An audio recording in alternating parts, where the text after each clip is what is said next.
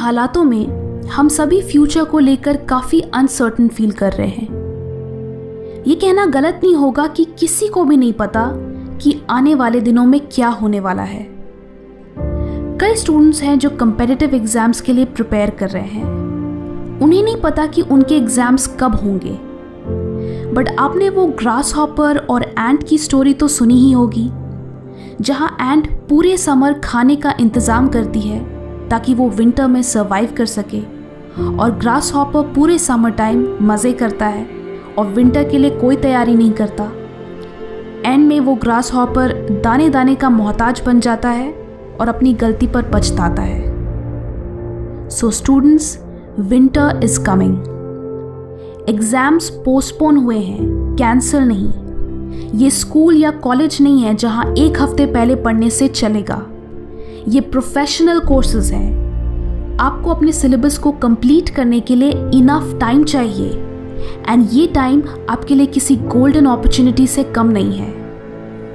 Considering कि आपको आपकी प्रेपरेशन के लिए इतना टाइम मिला, तो कंपटीशन बहुत टफ होने वाला है, एंड मोस्ट प्रॉब्ली पेपर भी बहुत डिफ़िकल्ट होने वाला है। तो जिन लोगों की तैयारी तगड़ी होगी वही एग्ज़ाम में अच्छा कर पाएंगे। इस लॉकडाउन का पूरी तरीके से फ़ायदा उठाने के लिए आपको एक स्ट्रॉन्ग सिस्टम की ज़रूरत है, यानी प्रोडक्टिव होने की ज़रूरत है। मॉर्निंग बहुत अच्छा टाइम है जब आप बिना किसी डिस्टर्बेंस के डीप वर्क कर सकते हो। अगर आप अर्ली मॉर्निंग उठे तब शायद ही कोई इंस्टाग्राम या व्हाट्सएप पे ऑनलाइन होगा। आप आराम से पूरे फोकस एंड कंसंट्रेशन के साथ अपनी पढ़ाई कर सकते हो। दिस इज़ द टाइम जब आपका ब्रेन सबसे ज़्यादा अलर्ट होता है, इसलिए मॉर्निंग में याद की हुई चीज़ें आपको लंबे समय तक याद रहती हैं। जब मैं अपने एग्ज़ाम्स के लिए पढ़ती थी तो मैं हमेशा सुबह उठकर अपने कैलेंडर में प्रीवियस डे की पढ़ी हुई चीज़ें मेंशन करती थी। इससे सुबह मुझे एक एक्स्ट्रा मोटिवेशन मिलता था कि आज भी मैं अपने सारे टास्क कंप्लीट करूंगी। मंथ के एंड तक मेरे कैलेंडर में मेरी पूरी प्रोग्रेस रिफ्लेक्ट होती थी, जिससे मैं 3 चीज़ें ट्रैक कर सकती थी। नंबर 1, मेरी प्रेपरेशन कितनी फास्ट या स्लो है। नंबर 2, कौन से सब्जेक्ट्स सबसे ज़्यादा टाइम ले रहे हैं। एंड नंबर 3, कि मैंने 1 महीने में एग्जैक्टली कितना कुछ अकॉम्प्लिश किया।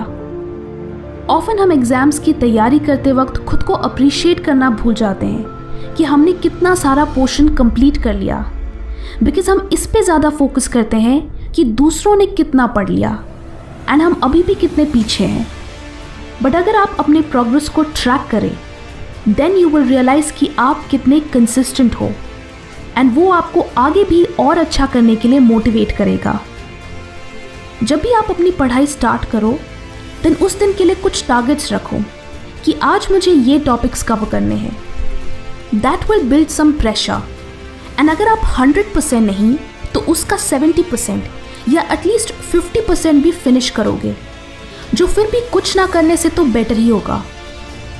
एक और चीज़ जो आप यहाँ कर सकते हो कि आप अपने एवरीडे टारगेट्स अपने मॉम, डैड या ब्रदर, सिस्टर को अर्ली मॉर्निंग टेक्स्ट कर सकते हो। इससे 2 चीज़ें होंगी।